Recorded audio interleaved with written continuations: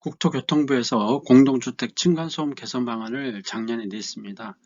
그 내용은 크게 보면 세 가지인데, 첫 번째는 이제 층간소음 완화 조치를 한 신규 분양 아파트에 대해서 용적률을 제고하겠다는 겁니다. 그래가지고 현재 슬라브 두께가 210mm인데 이거를 이제 두껍게 하는 경우 300mm 정도 하는 경우에는 이제 용적률을 상향해 주겠다는 거죠. 현재 이제 중간소음 최소 성능 기준이 50dB인데 이 47dB로 이렇게 낮아지는 효과를 가져오는 겁니다. 보통 이제 50dB이면은 이제 조용한 사무실에서 이제 소음 정도인데 보통 이제 주간의 이제 환경 기준입니다. 만약에 이제 60dB이라고 그러면은 사람이 이제 잠을 잘 수 없는 수면 장애가 시작되는 거죠. 그 숫자가 올라갈수록 소음이 심해지는 겁니다. 두 번째는 이제 기안공령 아파트에 대해서 층간소음 완화 인테리어 공사를 할 경우에 일부 비용을 지원하겠다는 겁니다. 세 번째는 이제 2022년 8월 14일 이후에 사업계획 승인을 받은 아파트들은 향후에 이제 이제 준공 즉 사용검사 승인 단계에서 전체 세대의 2에서 5% 정도가 무작위로 축출해서 바닥 충격음 차단 성능을 평가받아야 된다는 거죠. 그래서 이번에 처음으로 이제 LH에서 이제 시범 사업으로서 이제 중간 평가를 해보는 겁니다. LH 아파트에 대해서 그 내용입니다. 그래서 이번에 LH에서 층간소음 사후 확인제 시범 운영을 통해서 제도를 내시라고 우수요율을 확산한다 이렇게 해가지고 1차 시범 단지를 선정을 했습니다. 그래가지고 이제 880가구에 한국토지주택공사의 양주 해천 사업지구에 이제 2024년 2월에 입주하는 아파트에 대해서 이제 사후 확인 중간 소음 정도를 이게 측정을 해보겠다는 겁니다. 그래가지고 이제 이번 아파트에서 이제 그 소음 중간 소음 정도를 이제 확인해 보겠다는 건데 이제 현재까지 인정받은 중량 1, 2등급 바닥 구조는 현장에 적응이 어려운 측면이 있어가지고 이제 경량 1등급, 중량 3등급의 사전 인정 바닥 구조 중에서 시공성, 경제성을 종합본토에 현장에 적용하겠다는 겁니다. 현재 이제 경량, 중량, 충격업 차단 성능 최저 기준은 4등급, 즉 49dB입니다. 49dB 이하이며 그 다음에 이제 1등급의 경우는 30dB 이하이죠. 이거는 굉장히 좋은 거죠. 2등급이 37에서 41, 3등급이 41에서 45, 4등급이 45에서 49입니다. 그러니까 최저 수준이 49라는 얘기죠. 49를 이제 49 이하해야 된다는 거죠. 요게 통과가 돼야지만 이제 중간 소음이 이제 층간 소음이 통과되는 겁니다. 그래서 요거에 대한 이제 1차적으로 이제 시범 단지에서 이제 한번 보겠다는 겁니다. 그래가지고 이제 그 사후 확인제를 가장 먼저 이제 시험할 수 있는 이제 현장이 이번 1차 시범 단지이기 때문에 중간 층간 소음 기준과 사후 확인제의 절차 방법을 이제 사전 점검을 해서 나중에 이제 그 사후 확인을 할 수 있도록 그런 여러 가지 걸 이제 제도를 이제 마련을 하는데 테스트를 해보겠다는 겁니다.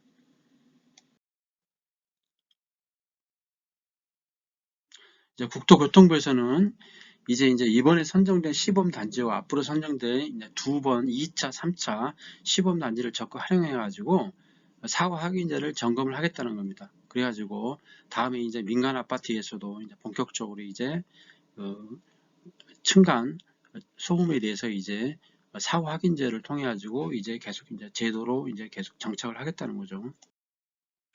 그래서 이제 다시 한번 말씀드리면 이제 이번에 국토교통부에서 공동주택 층간소음 개선 방안의 후속 조치입니다. 작년 8월에 발표했는데 그거에 대해서 이제 양주시에 2024년 2월달 입주하는 아파트에 대해서 이제 중간 이제 소음 정도를 이제 측정을 해보겠다는 겁니다.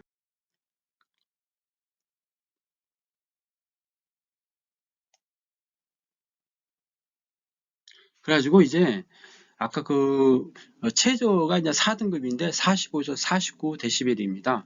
그 4개 등급으로 구분되어 있는데 이번에 이제 그 아파트가 이제 이제 내부 마감 공사 단계에서도 완충제 마감, 모르타르 시공 상태를 LH가 이제 자체적으로 점검하면서 층간 소음 품질 확보를 위해서 이제 여러 가지 하겠다는 거죠. 이제 그 층간 소음은 이제 그 바닥, 그러니까 아파트의 이제 바닥 있지 않습니까? 그 바닥 슬라브의 두께에 따릅니다. 그래가지고 이제 그 두께가 굉장히 이제 두꺼울수록 좋죠. 근데 그게 이제 비용이 들기 때문에 아무래도 용적률을 5% 정도 상향을 해주겠다는 겁니다. 그래서 이제 경량 기포 콘크리트가 40mm, 바닥 완충제가 30mm, 그 다음에 콘크리트 슬래브가 210mm 이렇게 해가지고 토탈 해가지고 이제 기존에 이제 210mm에서 이제 거의 이제 300mm 가까이 될 수 있도록 하겠다는 겁니다. 그 이제 바닥재 장판이라든지 마루 등이 이렇게 포함이 안 됐는데 이제 여러 가지 이제 마감 모르테라든지 그게 40mm, 그다음에 경량 기포 콘크리트가 40mm, 그럼 80이죠. 바닥 완충이 30mm 하면은 110. 하다가 기존에 이제 콘크리트 슬라브가 210 하면은 300이 넘어가죠. 그래가지고 두꺼울수록 이렇게 두꺼우면 그 중간 소음이 약간 이제 완화될 수 있다는 겁니다. 그래서 이제 이번 그 1차 시범단지 하고 그 다음에 이제 내년 올해 상반기에 또 2차 시범단지를 사전 공모해 가지고 이제 자재라든지 그 다음에 이제 여러 가지 이제 제도적인 거, 그 다음에 어떤 사후 확인 시뮬레이션 과정이라든지 개선점 여러 가지 거를 이제 절차라든지 이런 거를 최적화해서 이번에 이제 정하는 겁니다. 그래가지고 이제 아무래도 이제 그걸 통해 가지고 그래야지만이 이제 그동안에 이제 안 했던 거기 때문에 나중에 이제 민간 아파트에 층간 소음을 사후 이제 확인할 때 그 절차라든지 여러 가지 필요하기 때문에 이번에 이제 제도를 합니다. 그래서 이제 그 정부에서 이제 작년 8월 달에 이제 공동주택 층간 소음 개선 방안을 발표를 했습니다. 그래가지고 이제 최소 성능 기준이 이제 50dB, 여기서 이제 47까지 낮을 수 있다는 거죠. 그러니까 이제 그 슬라브를 현재 이제 210이 기준인데 300mm 이상으로 하면은 용적률을 상향했다는 그런 이제 인센티브를 지원하고 있습니다. 그리고 이제 그 기왕공대 아파트에 대해서는 이제 그 인테리어 비용을 일부 지원하겠다는 겁니다. 그리고 이제 세 번째 가장 중요한데 향후 신규 아파트 건설을 마친 후 사용검사 승인 단계에서 전체 세대의 2에서 5% 정도가 무작위로 추출돼서 바닥 충격음 차단 성능을 평가받아야 된다는 겁니다. 그게 이제 2022년 8월 14일 위에 사업계 승인 아파트인데 요게 이제 전체는 할 수가 없고 전체 아파트를 할 수는 없고 이제 그 전체 면적 중에서 2에서 5%를 무작위로 추출해서 바닥 충격음 차단 성능을 평가받았기 때문에 이제 건설사는 상당히 이제 신경을 써야 할 것 같습니다. 이게 통과가 안 되면 사용검사 승인이 이제 늦을 수 있기 때문에 사용검사 승인을 받기 위해서는 반드시 이제 층간소음을 신경 쓸 수밖에 없을 것 같습니다. 국가소음정보 시스템에서 층간소음에 대해서 정의하고 있습니다. 층간소음은 이제 여러 가지 있습니다. 뭐 이게 뛰거나 걷는 동작의 뭐 발소음이라든지 아니면 뭐 텔레비전이라든지 음향기기의 소음 여러 가지가 있는데, 근데 이제 우리가 이제 층간소음에 해당하지 않는 내용을 봐야 됩니다. 예를 들어서 뭐 인테리어 뭐 공사 소음이라든지 동물 뭐 개 짖는 소리라든지 또는 뭐 사람 육성이라든지 보일러 냉장고 돌아가는 소리라든지 에어컨 소리, 그 다음에 이제 뭐 청소기 안마기 뭐 그런 거는 층간소음이 아니라는 겁니다. 그리고 이제 우리가 이제 공동주택이라는 거는 이제 아파트, 연립주택, 다세대 주택입니다. 다가구 주택이나 이런 거는 이제 해당 사항이 없죠. 단독주택, 다가구 주택 이런 거는 이제 해당 사항이 없고 아파트, 연립주택, 다세대 주택입니다. 그 다음에 이제 경범죄에 이제 우리 해당하는 거는 이제 층간 소음이 됐을 때 경범죄 처벌법 3조 1항에서 처벌을 받습니다. 소음별로 사례별 소음의 크기를 보면은 우리가 이제 조용한 사무실에서 저기가 이제 50dB인데 그 기준이 됩니다. 50dB 낮아야 된다는 얘기죠. 그 이상이면은 이제 소음이 이제 굉장히 크다고 볼 수 있겠죠. 소음의 인체 정도를 보면은 이제 50dB 정도 되면은 이게 환경 기준 설정인데 만약에 이제 60이 되면은 사람이 이제 잠을 자기가 굉장히 어려워지고 그 다음에 이제 70, 80이면 굉장히 이제 뭐 철도라든지 지하철 소음 이런 게 굉장히 심해지죠. 그래서 이제 현재 이제 정부에서 이제 지하철을 이제 땅으로 다니는 지상으로 다니는 거를 이제 지하화하려고 하는 거는 이제 토지를 이용할 수 있는 그런 것도 있겠지만은 다른 것도 이제 소음이라든지 그다음에 먼지라든지 그런 것, 특히 소음 같은 게 굉장히 큰 요인이 됩니다. 참고로 이제 삼성물산에서 이제 고중량 바닥 패널과 스프링을 활용해 가지고 층간소음 차단 신기술 개발했다는 이제 뉴스가 있습니다. 그래가지고 이제 고중량 바닥 패널과 스프링을 활용해서 사전 제작해서 모듈을 현장에서 조립한 형태로 시공해서 이제 충격 흡수를 하겠다는 거죠. 여기서 이제 모듈러 방식이라는 거는 시공이 쉽고 이제 균일하죠.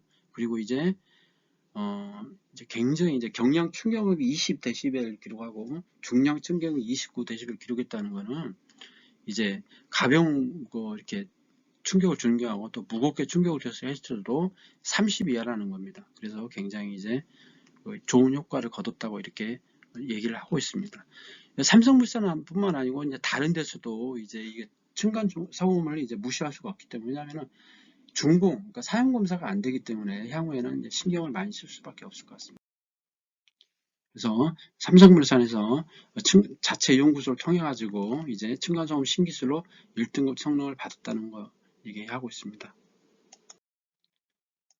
이번에 이제 국토교통부에서 층간소음을 이제 본격적으로 이제 나중에 이제 사후 점검을 할 텐데, 준공 단계에서 사용검사 단계에서 그래서 이제 조치 하나로서 이제 시범 단지를 선정해 가지고 절차라든지 방법 같은 거 여러 가지 이제 나중에 이제 층간소음 사후 확인제 본격 적응을 위해서 제동적으로 이제 이번에 점검한다는 거, 제1차 시범 단지를 양주에 입주하는 아파트를 이제 상존을 하겠다는 이제 그런 내용에 대해서 말씀드렸습니다. 아, 아파트를 이제 매수하거나 아니면 나중에 이제 임차하는 경우에 층간소음도 굉장히 중요하죠. 왜냐하면은 이제 그게 층간소음이 이제 어떤 불행한 사건을 이을 수도 있기 때문에 그거에 대해서도 꼼꼼히 우리가 한번 알아둘 필요가 있을 것 같습니다. 예. 구독, 좋아요 부탁드리겠습니다. 감사합니다.